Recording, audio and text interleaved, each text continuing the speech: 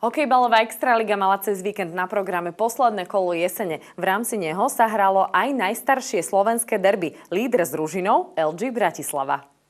Ružinov nastupoval na zápas po 3 prehrách za sebou zo 4. priečky. LG jesena čas veľmi nevyšla, keď sa pred stretnutím nachádzal mimo zóny postupu do play-off.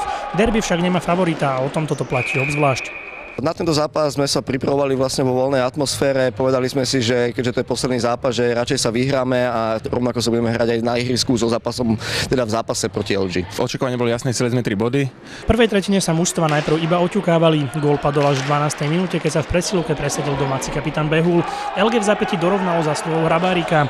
V následnej početnej výhode si hostia nedali pozor na rímskeho s Dankom, keď druhý menovaný zvýšil v oslabení na 2-1. Bolo to také všelijaké, jednak sa hral hokejbal na obidve strany, podľa mňa veľmi rýchly a tvrdý. Myslím si, že diváci mohli mať zaujímavý pohľad v tomto zápase. Potom prišla druhá tretina a to, čo Ružinov predvedol počas 22. a 23. minúty, sa v takýchto zápasoch len tak nevidí. Postupne skorovali Petr Danko, Midla, Rímsky a opäť Midla a domáci odrazu v polovici stretnutia viedli 6-1. V posledných sekundách tejto časti hry ešte upravil skore hostujúci Kostka v presilovke od 2 hráčov. Tam super na chvíľočku zacpal a nám sa podarilo urobiť 3 pekné akcie, dali sme vlastne 3 góly do prázdnej brány z tých 4, takže to nás veľmi nakoplo a super úplne položil dole. Ružinov však už niekoľkokrát počas tejto sezóny ukázal zmysel pre dramatizáciu a iné to nebolo ani teraz. Kostka gólom na 6-2 odštartoval stíhaciu jazdu. LG hralo v tretej tretine oveľa koncentrovanejšie a odmenou pre jeho hráčov boli góly opäť Kostku a Mikulčíka. Ani prázdna brána a presilovka 2 minúty pred koncom im však ďalšie presné zásahy nepriniesli a Ružinov tak zvíťazil 6-4.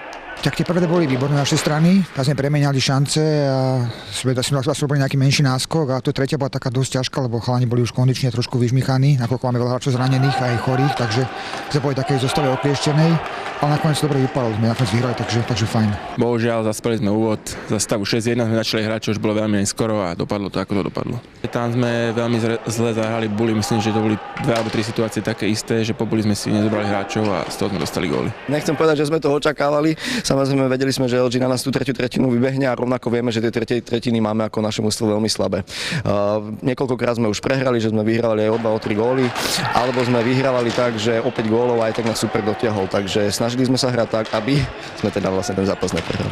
Ružinov sa teda s jesennou časťou sezóny rozlúčil víťazstvom. S 25 bodmi je momentálne 4. LG Bratislava so 16 zostáva zatiaľ mimo play-off na 10. mieste v tabuľke.